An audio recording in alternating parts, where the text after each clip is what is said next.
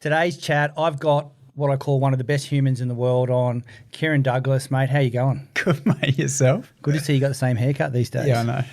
Let's chat about resilience. Let's.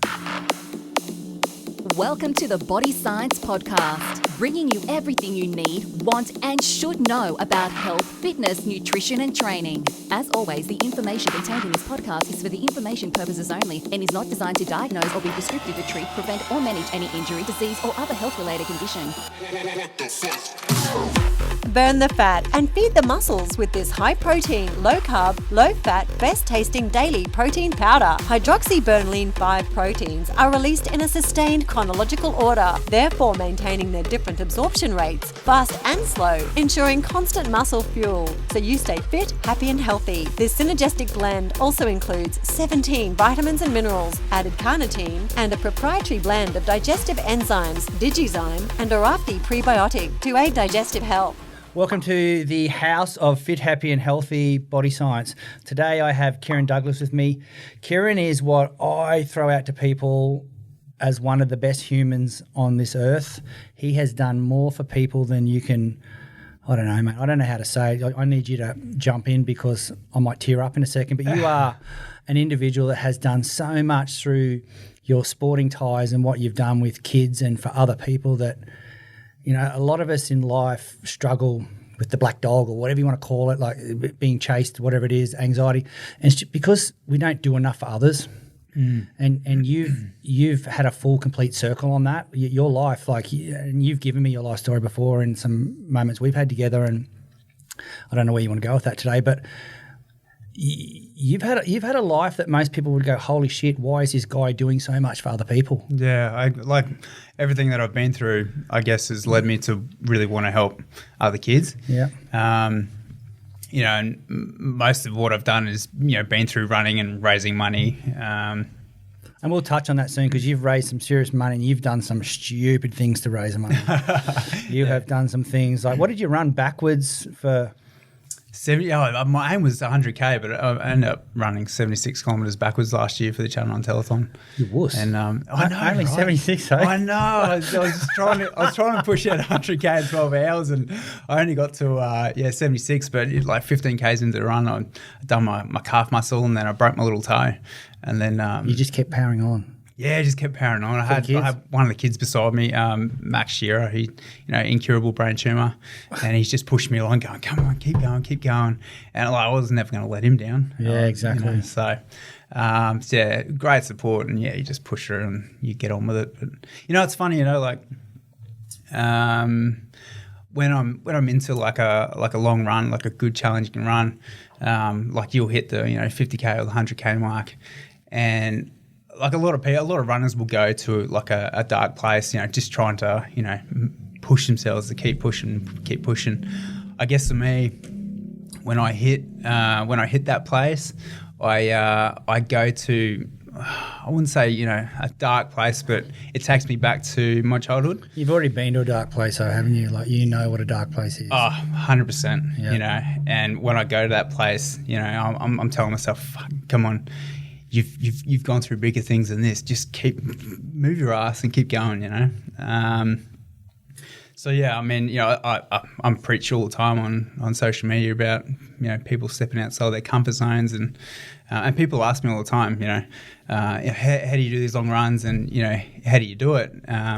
If I'm at a party or a social gathering, I'm not going to go deep into why I do it. I just cut it short and go, it's just something I love to do. I love running. Just you just got to do it, without explaining why I do it. Why do you do it, mate? Don't need to get coffee and some Ugg boots and we put the fire on and we just sit back and start. My from the work, I always say that I've always been out of my comfort zone, like from day dot, from time for as long as I can remember. My mum suffered from a lot of mental health issues, and so that would cause a lot of tension between her and my father. And many times they would, I can remember police being at the door, or if it wasn't police, it was an ambulance, or maybe it was both. There was no real understanding back then either. Was there? Yeah, none at all. And I guess I suppose I had to grow up really quick. Like I'd go to school and, having dealt with, maybe the police being at the door the night before, and I would go to school and, just be weird, I guess things I didn't really click onto things until one morning. We're getting ready for school, and my dad had gone to work, and we had a knock at the door. And my mum had come running into the room, whispering, "Oh, there's someone here, someone's trying to kill me." I was like, I'm a little kid, and I have a little sister, a couple of years younger than I am. Hide under your bed, get under your bed, don't move, someone's out to get me, rah, rah, rah. Shit. So for me to hear that as, being a little kid, fuck, someone's trying to kill my mum, what's going to happen? I'm freaking out. And so the knocking had stopped, and maybe within that hour we had packed all our bags up, and we had literally walked on a major road, walking to my grandmother's house. And then when we got there, my dad was there, and that's when I knew sort of something was wrong. Particularly more, I thought something was wrong with mum. And not long after that, mum and dad divorced. Which is a strange one because the courts actually awarded the custody of myself and my sister to my mum. Wow.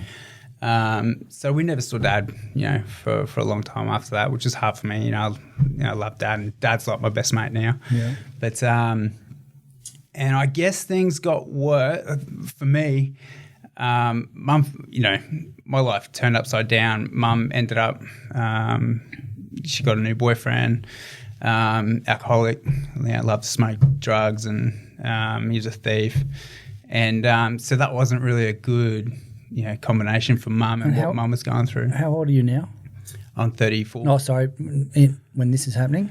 Let's see. So, say 94. So what I would have been, I don't know, 8? Would have been about 8. Okay, so you're a little kid. Yeah, I was little. Yeah, I must have been around that age anyway.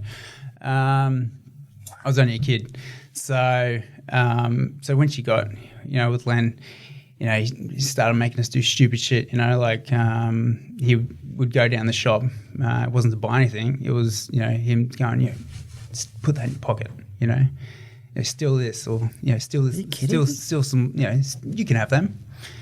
So I'd be grabbing a handful of lollies and I'd be putting them in my pocket and then walking out of the shop, And then it wasn't that long after it went from stealing lollies to breaking into my father's house and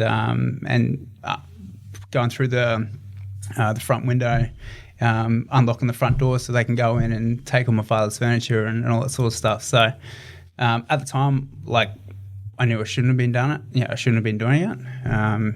It's my dad. Mm. So I was scared for my life, to be honest. So I'd do stupid shit like that. And it was just, I was scared. There's one incident, I guess, I knew I was going to be in for a nightmare of a ride. My mum and her boyfriend, they'd go out drinking, go to karaoke or whatever, and they left my sister and I at home. They went out, and around 10:30 that night, we had a knock at the door, and it was a group of people, and looked out the window, and I recognised one of the guys. One of the guys had been around before, so I didn't really think anything of it. I opened the door, and they came in and ransacked the house. Len had owed them, drug money. They went through the bedrooms, turned the house upside down, and left. That was it. And to the outside world, when Mum and Len came home, to everyone else, it's just one of those things that happen.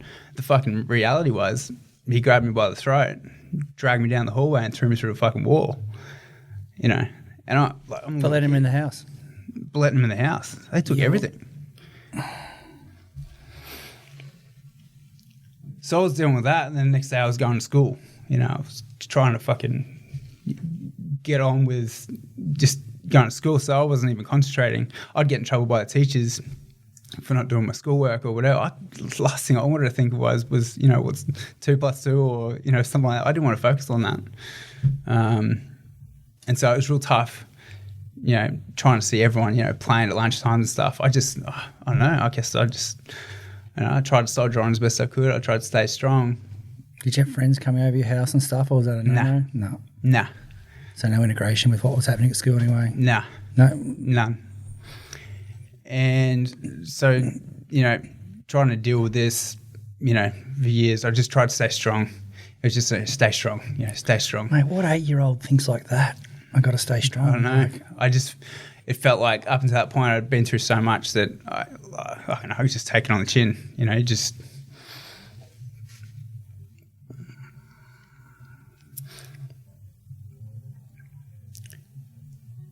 I got to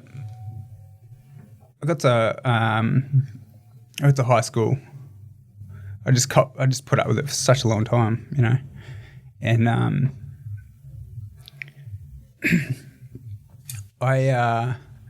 it was hard, It was hard. It was just hard to make friends, do the girlfriend thing, have the girlfriend thing.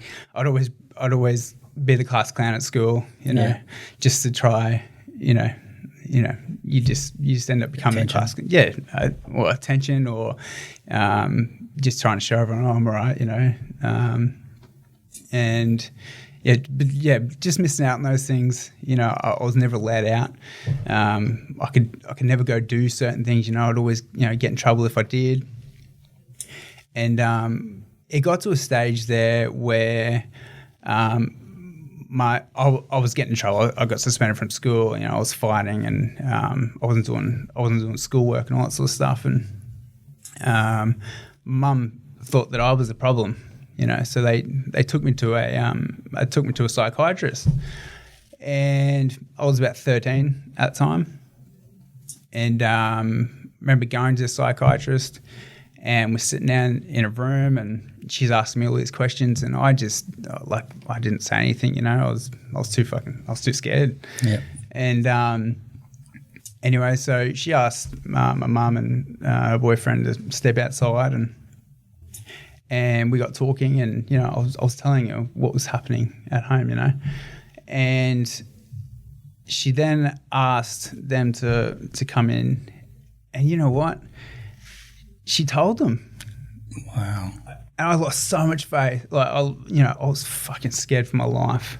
She told them, and I saw the look on Len's face, and I knew as soon as we left this place, I was in a lot of trouble. Yeah. I didn't know what was going to happen, but I knew I was in a lot of trouble.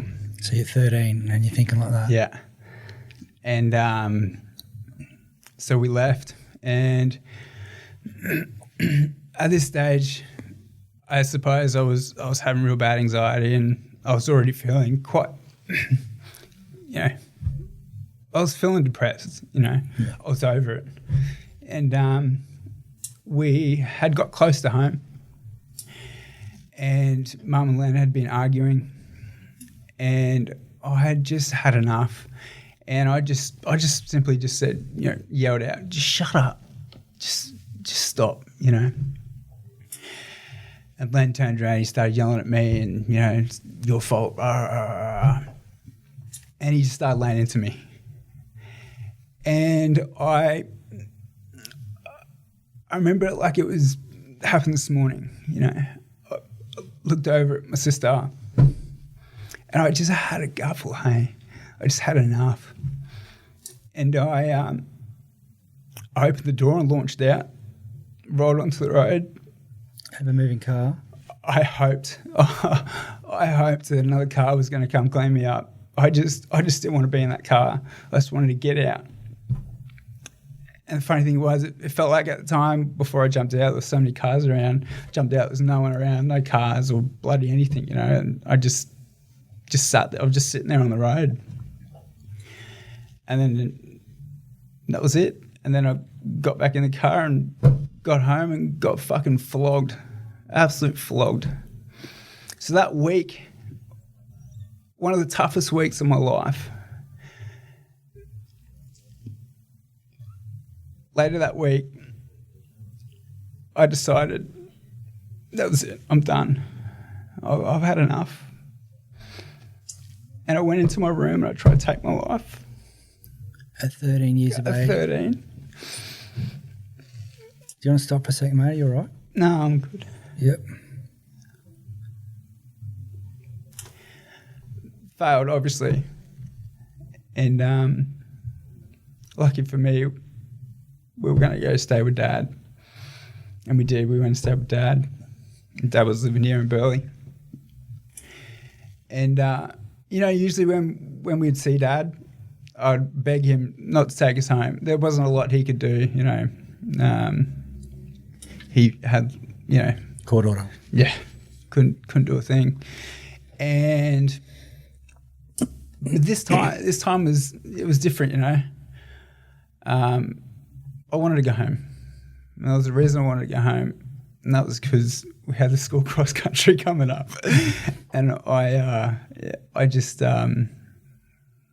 wanted to do it. Were you running at that stage a lot? Yeah, I was doing. I was a great little sprinter. Yeah. Always loved running. As I got into high school, though, I got a little bit fatter and decided to give long distance a go because I'd come fourth or fifth in the sprint, so I wasn't doing any good there. But we never had any money. Never had any money. Mum would always spend it on bowl of scotch or lemons, go buy drugs or whatever. So I didn't have a lot of the things all the other kids had. And at the time, I'd been wearing these Doc Marten boots to school. And you know what they're like? They come up to past your ankles and quite heavy, steel caps. And so I had the school cross country coming up, and Dad's like, "Well, look, I can't buy them for you because your mum's going to flip. I can't give your mum the money because she might spend it." But he did. He gave us some money to buy me some school shoes, running shoes or whatever. And sure enough, she'd spent it, on whatever. So the morning of the cross country, I got no running shoes or anything like that, and I was just devastated. I was so upset. I was still quite fragile from that past experience, and went to school, red eyes, bloody. I'd spent the whole morning bloody crying and going all sort, having an argument with Mum, and so I remember sitting there, sitting on the side of the oval. Everyone's getting ready and they're all lining up, and there was this one kid that I really wanted to beat. He was just I don't know. He was just really fast, and I just wanted to beat him. And had the brand new Nikes on, and he was just I don't know if I can say his name, but anyway, his name is Michael McIntyre. I'm going to say it anyway. So if he ever hears this podcast, then he's going to know who it is. And he was just he was just a super quick kid, and he was there. I just remember seeing him line up, and that was it. Gun went off. Everyone's running out the gate. And I don't know, something clicked to me. I just went, fuck it. So I just, boom, got up, just started running. And we've actually, we just recently filmed this clip a few weeks ago. So I'm excited to bring it out. But I got up, ran out the gate, and I'm just running as hard as I can, just trying to catch Michael McIntyre, and I'm just flogging it through the crowd, and I could feel my heel like blister. You get a blister on the heel. It's just the most sorest thing. I could feel blisters already, trying to bloody form, and I just kept just trotting along, just trying to bloody catch him, and I never caught him. I ended up coming fourth, but there was something about finishing that race. It was, I don't want to use the word defining, but it was a defining moment for me, and I sort of felt invincible, if you know what I mean. Yeah. It was a strange feeling, and I felt like I didn't have a care in the world. As I said, I felt like I'd already been through so much. Bloody couple of blisters, and running boots wasn't gonna stop me doing anything. And I felt bloody fantastic. And And so from there, I ended up taking, boxing up. Not long after that, it was always a risk because I'd finish school, go down the boxing gym with a couple of my best mates. There's always in the back of my mind, I knew I was going to get in trouble at home for being late, and which sometimes, ended up, being a bit hard when I got home. But it was always worth it, Because you truly love your boxing, don't you? Oh, I love it. Yeah. There's something about it. There's something about being in a ring with somebody else, and it's just you. It's all you. You can't rely on anyone else, and I've never needed to rely on anyone else. I've always just backed myself and just tried to my best. So for years, for a couple of years, for home life was just shit. It was hard, and as you get older, you get invited to little parties, and you start being more attracted to the girls, and I still could never bring home mates, or I'd always be making up excuses why I couldn't go out, or we're doing this, we're doing that. I can't do this because I'm doing this. It was a lie. I was just going home, and that was it. Eventually, I got expelled from Cleveland, through fighting and doing some stupid stuff, and I went to this new school, Victoria Point, and I got a girlfriend there, and I'd come home one day, and my mum, she was flipping out. She's like, "I've had enough. I'm done." Because we were originally from England. All mum's family were still in England, and her mum and my grandmother, obviously. And she's like, "I'm going back to England. We're moving. We're moving soon, like a couple of weeks." They'd packed up all the stuff. They'd sold everything. And I was like, "All right, well, what do I do?" At the stage, I'm 15 at this stage. I don't care. So here I am thinking I'm going to be home. I didn't want to go live with Dad. Dad was up north. I was living up north coast, and I had all my mates here, guys that I'd gotten real close with. Yep. And I wasn't leaving. So, and I said I had a girlfriend at the time, and I explained to her, she told her parents about what was all happening, and they invited me over one day, and they're like, "Well, hey, you can move in with us." Wow. And so I moved in with them, and say goodbye to Mum and Lena. It was good riddance. It was a bittersweet sort of feeling. I was happy they were gone, but I was still a bit lost. And so my girlfriend's parents, they, mate, saints. I owe a lot to them. They guided me. They'd shown me love and support and backed me all the way. And they are now my in-laws. Oh, what a great story. So it's interesting though, because you think of most fathers that have a daughter with a 15-year-old boyfriend. You're not saying come and live with us. You're sort of saying I've got a bat and I'm going to use it if you. Oh mate, no, yeah. And these people open their house and their life, and look what it's done for you, mate. Yeah. Cheers to good people. Yeah, definitely. He set the rules. There was rules. Which you'd never had, really, had you? You're like yours was fear, not rules. I was really out of whack because I didn't know what all that was all about. Like I didn't have that support. I didn't feel it. My dad tried to give me it as much as he could, and but it's just for an everyday sort of thing. These people were giving me all their love and all their attention, and trying to get me encouraging me to do things, and making sure I'm doing my schoolwork and I'm not failing. And so you're back at school now, or you finished? No, so I was still in school. Yeah, yep. So I was 15. So, and then finished school.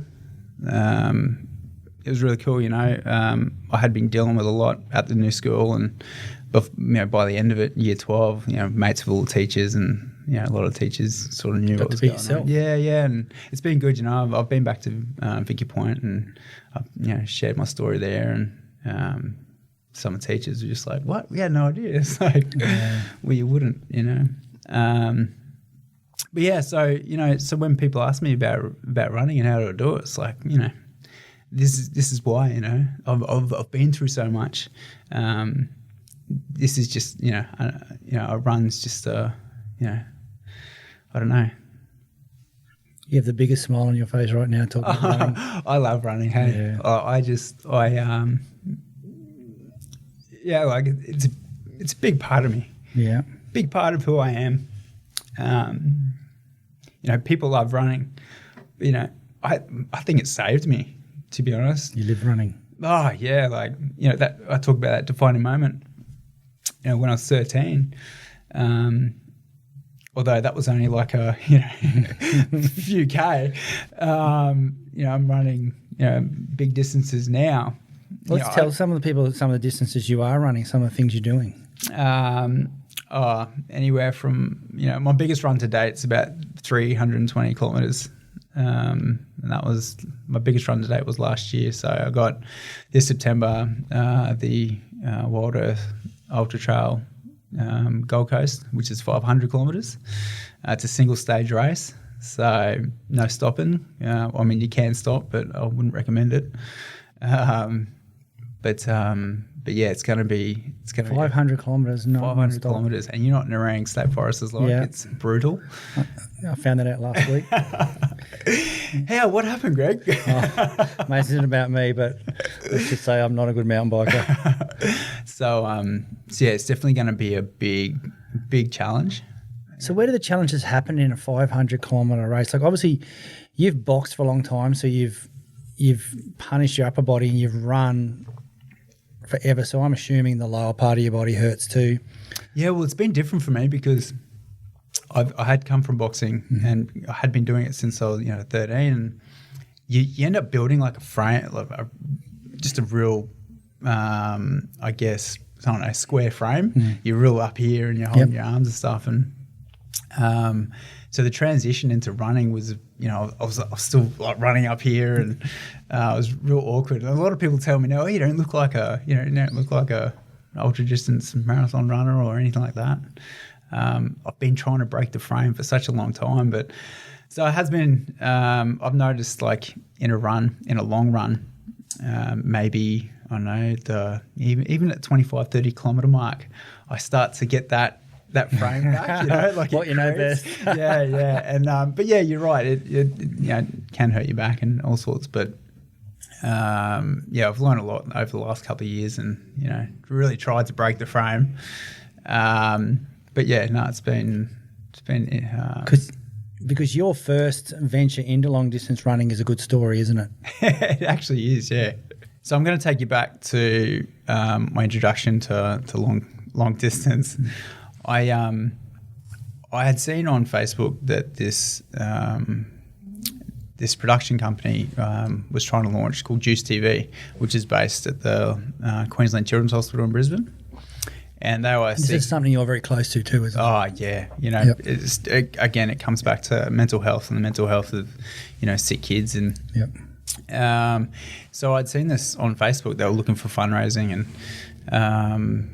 and I saw it and I was like, oh my God, this is amazing. It's an in-house TV show for the kids. They get to host their own TV show. I just wanted to be... So through the hospital, these are kids that are spending a fair bit of time in hospital? Yeah, and especially important for those that are going through cancer and, taking their mind, it's taking them, from what they're dealing with and letting them be kids, and there's nothing more bloody beautiful than that. Very hard for a hospital to do, I assume. Yeah, definitely.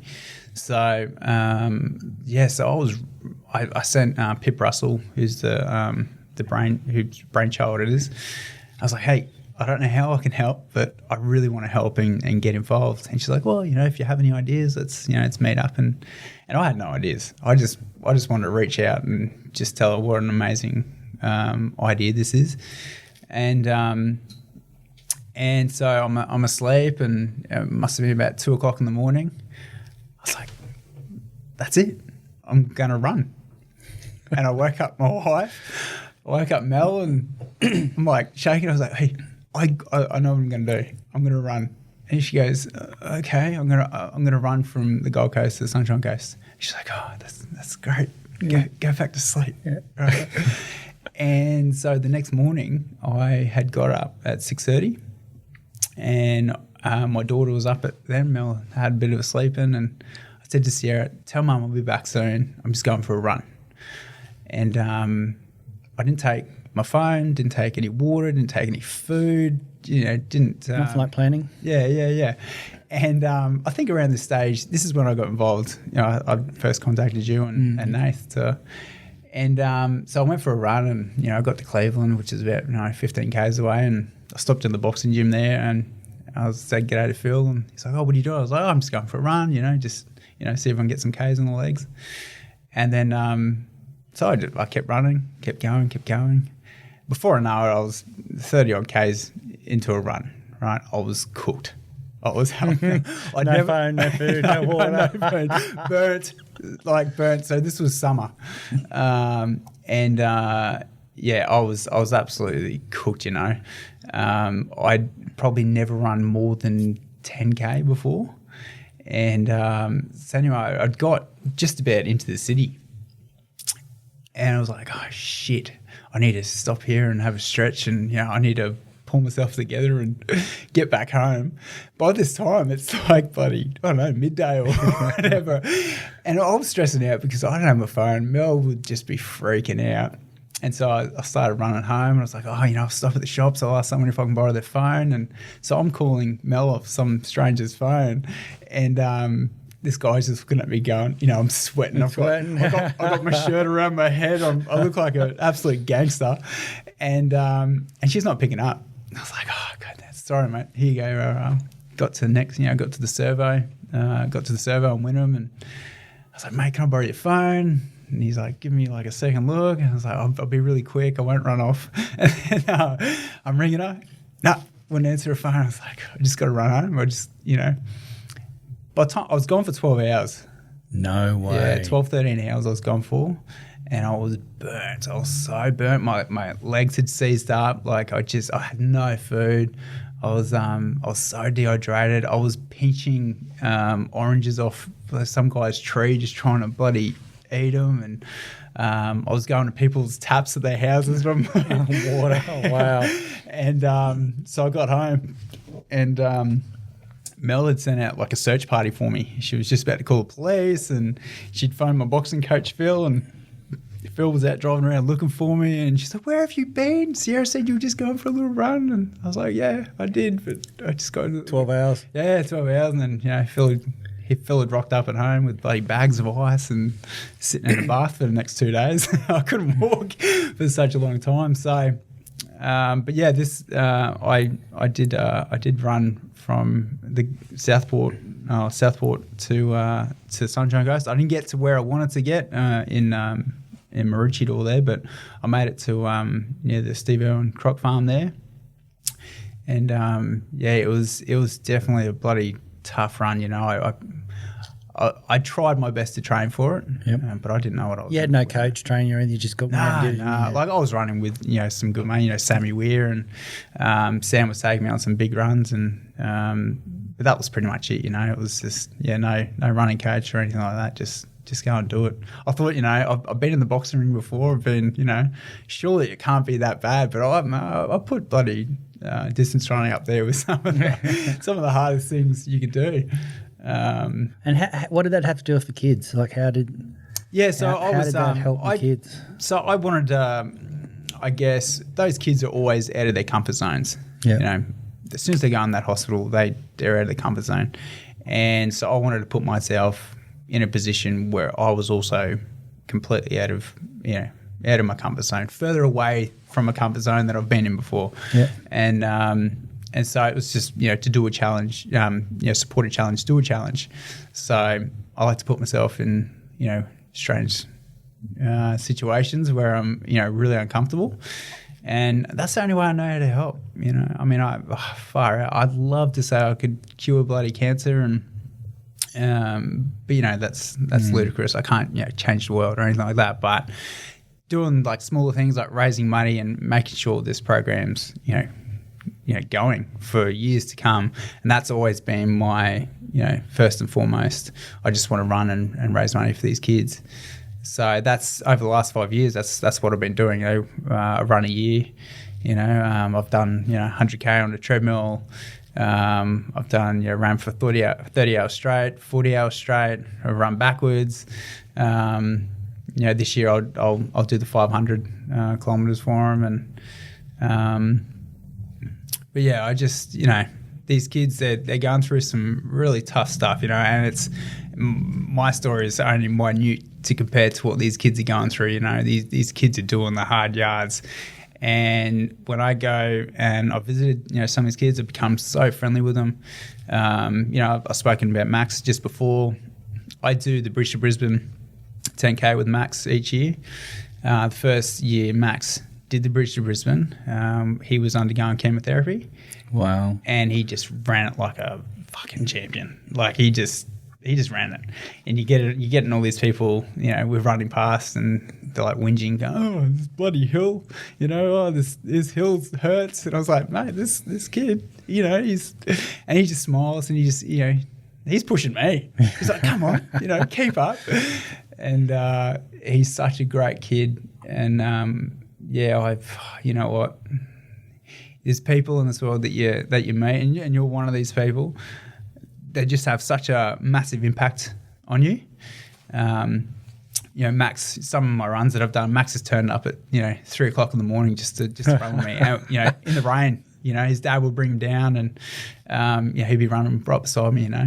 For the backwards one, he's like, "Oh, I'll run backwards for a little bit," and I was like, "Mate, you are something else," And there's a video of me running backwards, and you can hear Max going, "Oh, Kieron's such an inspiration," and I can't take. I'm not taking that. From you, I'm not taking. I don't know what to say, And I was like, not even, mate. I struggle with people saying that to me on the best of time. I really hate people saying, "Oh, you're an inspiration," and all that. One, I don't know how to take it. Two, I just don't. I don't feel like that. I just, you hear someone say, "Oh, you do you." I'm just doing me. That's me. I've been real lucky. I'm grateful for everything, everything I've been through. I don't regret anything. I wouldn't say, I wish I had a different childhood. Not a chance. Not a chance. I wouldn't know you, I probably wouldn't be sitting here right now. I wouldn't be, talking to people and sharing my story. I wouldn't be able to encourage people to do, get out there and get running. And, through what I've been through, I've been able to meet some amazing people, and that means more to me than more than anything. A lot of people, I guess, have never understood why I'm so passionate, and I am passionate. I love being around you. You first day I met you, I gave you a hug. Like I didn't know you from bar of soap, but the people that give me their time and show me the support, support is something I thrive off, because I didn't have it, growing up, and I'm really appreciative of those who do give me their time, And you're doing some really cool stuff with ASICs now in that area. Like they've got behind you to spread that message. Yeah. So part of a Sound Mind, Sound Body team. I couldn't speak highly enough of these guys. They're just they're doing. They put a team together to do exactly what I've been doing. Trying to encourage people to get out there and get healthy and fit and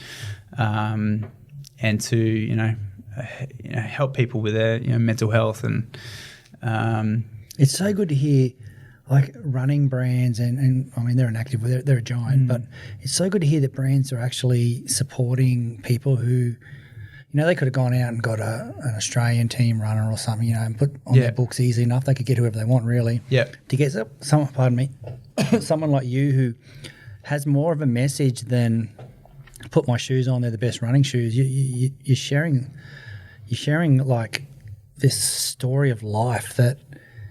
And I guess it's got a lot to do with the ethos of the ASICS brand itself, and where they're going. I know from our point of view, you are everything we want in, and I hate the word ambassador and influencer, and I hate those words gets thrown because, around a lot.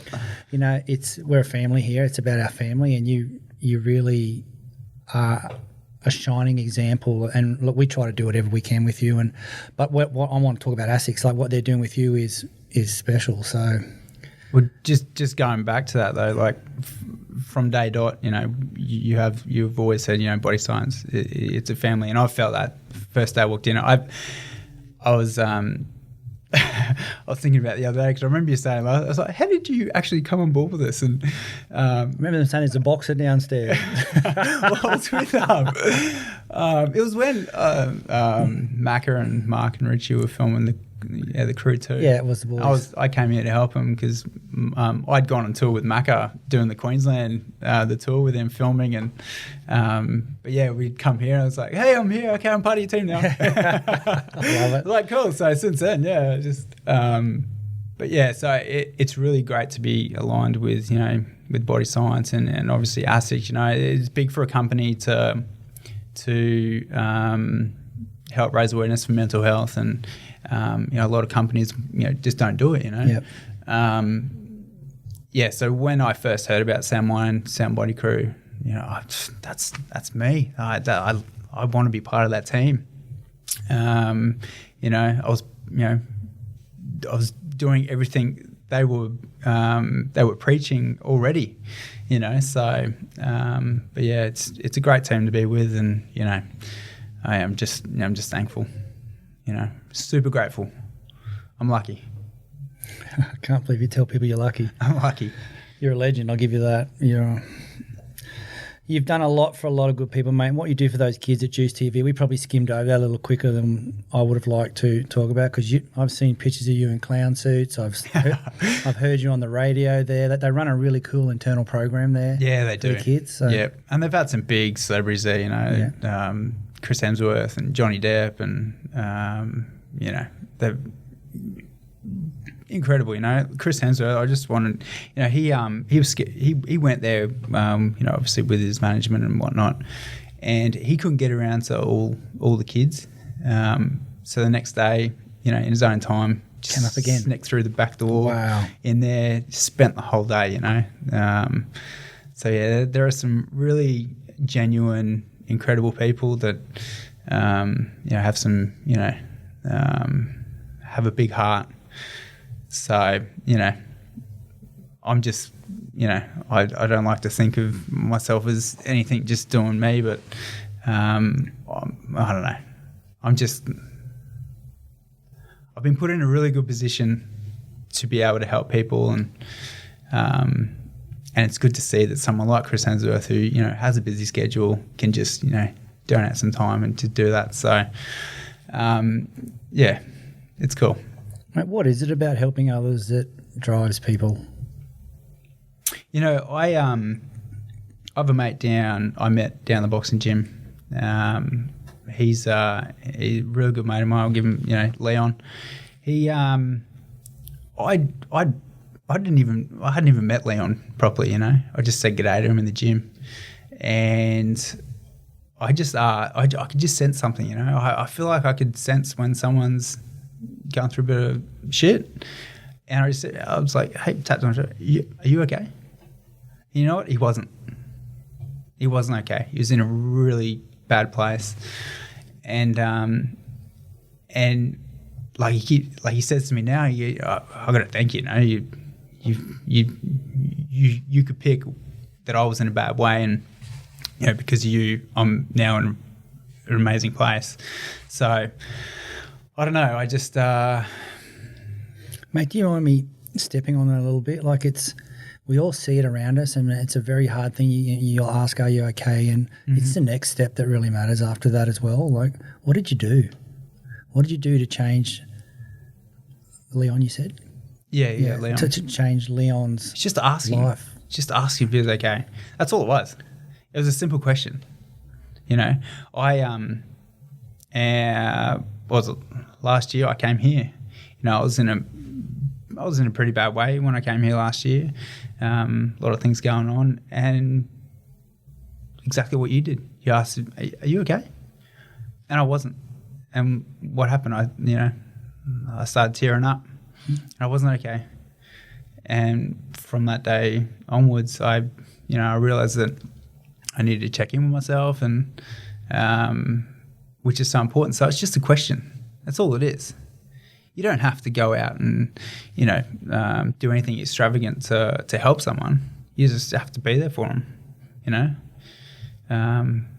Just asking a simple question can literally change someone's life. And I know we had a big chat that day and there was a lot of tears both sides, but when you left, I sat there and thought, fuck, what could I have done? What more could I do? And it's that, to me, it's like, it was a hard place for me that day with you. It was, a little tear in my eye now, sorry, but it's, because I never had that. I've never had, like when you unloaded that day, what you wanted to unload or needed to, like I think you needed to more than anything, which you now talk about regularly. Yeah. Yeah, congratulations on that. It's just, I really wish I knew what to do next. You did. And I know you're shaking your head saying... No, you did it. And it's that, it really is that simple. It just, you did more for me that day than, anyone had ever done in a long time. Sure about that, but no, I say it's simple because it is. It's that simple, fair bit of power and a good man hug.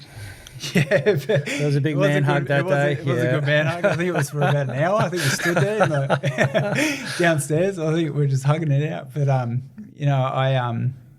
it was great because I had never shared my story.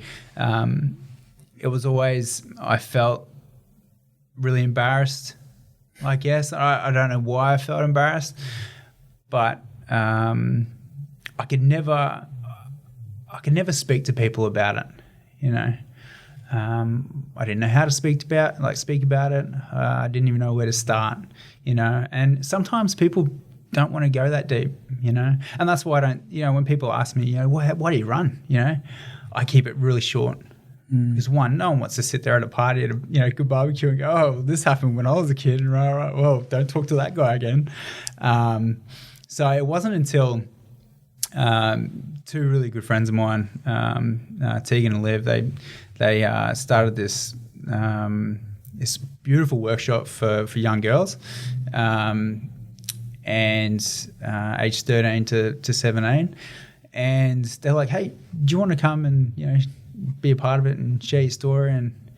And I thought, well, hey, if I'm really gonna help people and I really want to help people, I need to come out and talk about my story. So these normal 13 to 7-year-old girls or a special group? No, just 13. Yep. And so we had a workshop here on the Gold Coast, and that was the first proper day that I'd actually shared my story.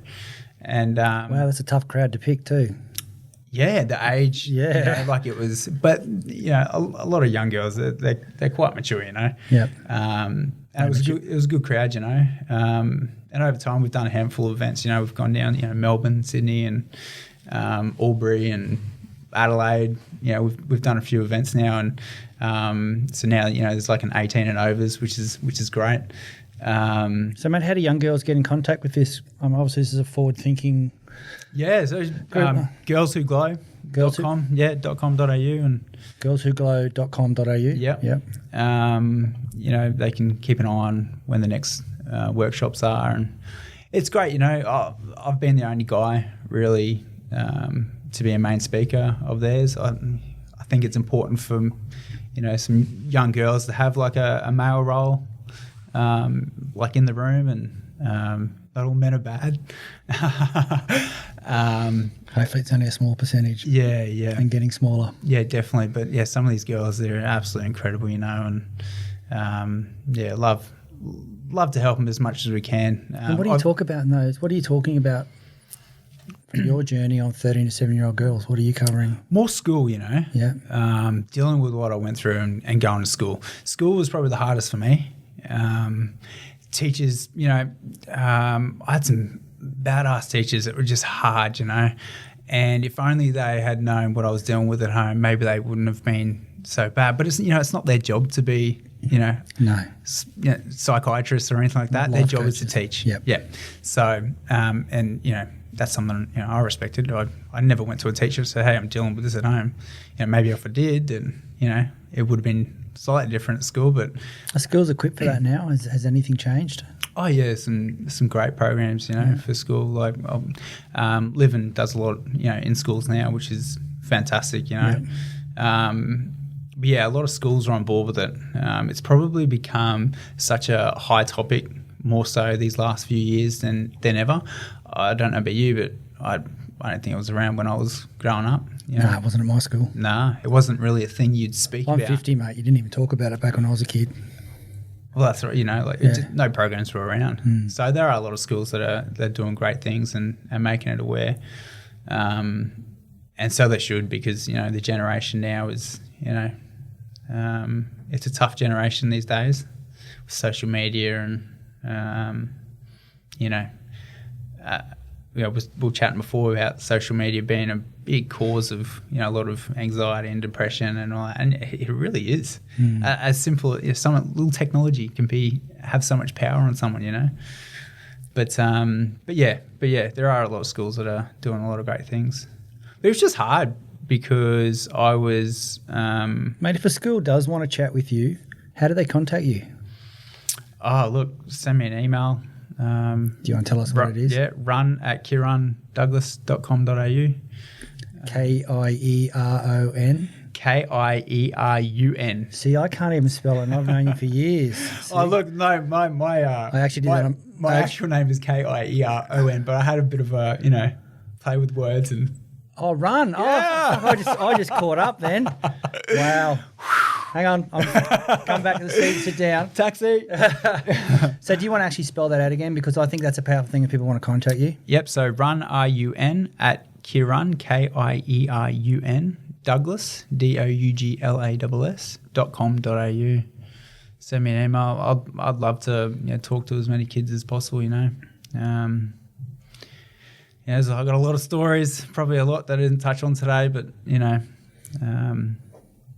but yeah, I mean, it's not about, as I said, it's not about changing the world or anything like that. It's just, if you can, help just one person, that's a success, you don't have to help 1,000 people. A lot of people are probably gonna, not pay attention or, So, but, you just hope to encourage someone to better their life, whether it's, getting out there and getting a little bit active or, go for a run. I just don't think people are aware of what they're capable of unless they're put into a situation where they're emotionally, you know what I mean? Like they've gotten to a stage where, oh, crap, I'm tired. Go for a run as far as you can, right? And then run home. Within that distance, you're going to find out a good, a lot about yourself. Yeah, a lot. Whether it be good or bad. You're going to fight some demons. You've always got something in the back of your head going, "Oh, you're not good enough for this. Pull out. Stop running. What are you doing? You're not going to finish this." And I get it all the time. I get it all the time if I'm in a big run. When I did the 320 in Narang State Forest last year. Mate, I got to, what was I? I was like 220 Ks into run or whatever I was in. And I'd come into a checkpoint and I thought, I'll have a beer. Because I feel great having a beer during a big run. 220 Ks in, you're looking for a beer? 220 Ks in. It wasn't a good idea a half hour later when I was a little bit slurry. And then, I was just bloody... You're not a big drinker anyway, are you? Oh, I'm not a big drinker anyway, no. I won't touch it. But...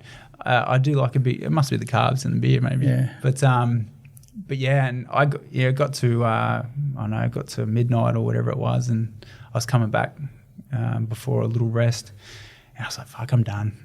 I'd bloody stabbed my foot with a pole, and I'd rolled my ankle, and it was already sore because I'd hurt it, a couple of weeks before that, and I was like, "That's it. I'm done. I'm getting back. That's it. I'm just gonna go to bed. I'm not gonna not going to get back up. That's it. I'm pulling out.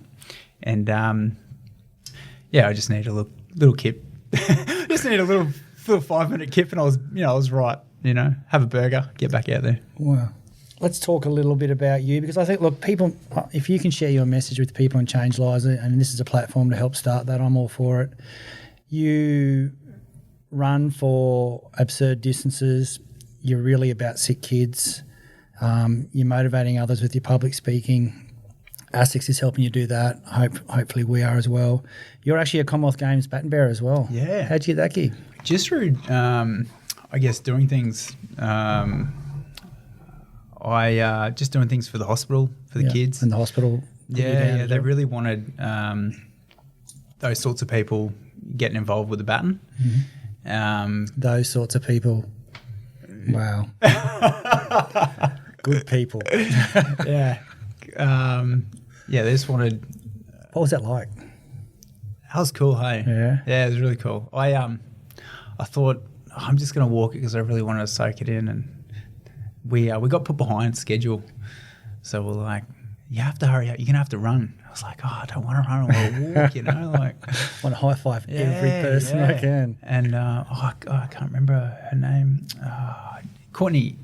So. It wasn't Courtney at all. Who was it? Deb Atkinson. Yeah, no. She was cheap. I knew a little bit about her. I knew she was an Olympic weightlifter, and I actually received the baton from her, which is amazing. Yeah, it was a strange feeling, like hometown, Cleveland. Thousands of people.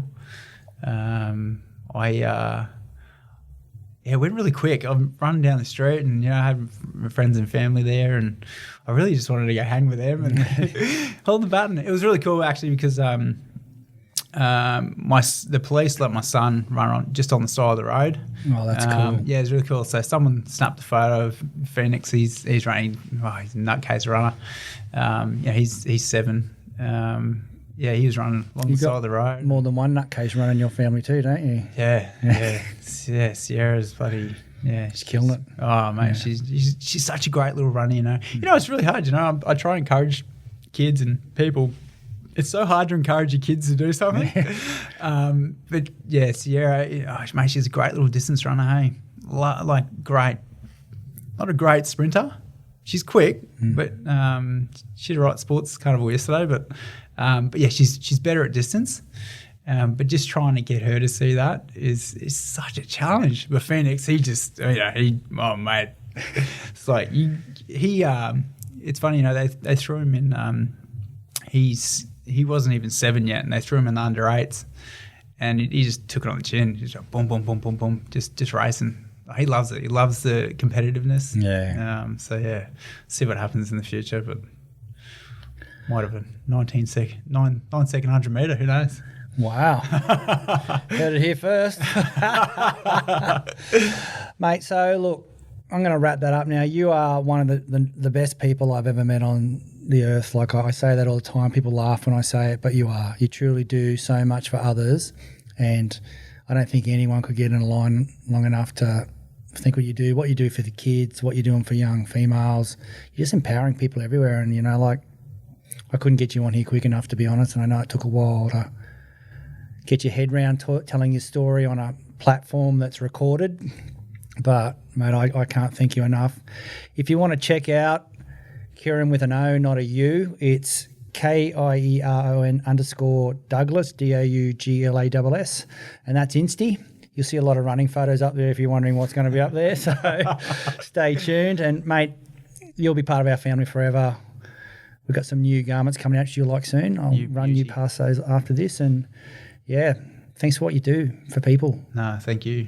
Legend. Look, on a serious note, if you or anyone you know needs help, please contact Headspace, Lifeline, Kids Helpline or Beyond Blue. They're all great organisations and they're there for you. Today's podcast was brought to you by our partners in Fit, Happy and Healthy, ASN, Nutrition Warehouse, DY Discount Vitamins, Fat Burners Only, Evelyn Faye, Mr. Supplement, or find a retailer online at bodyscience.com.au/retailers.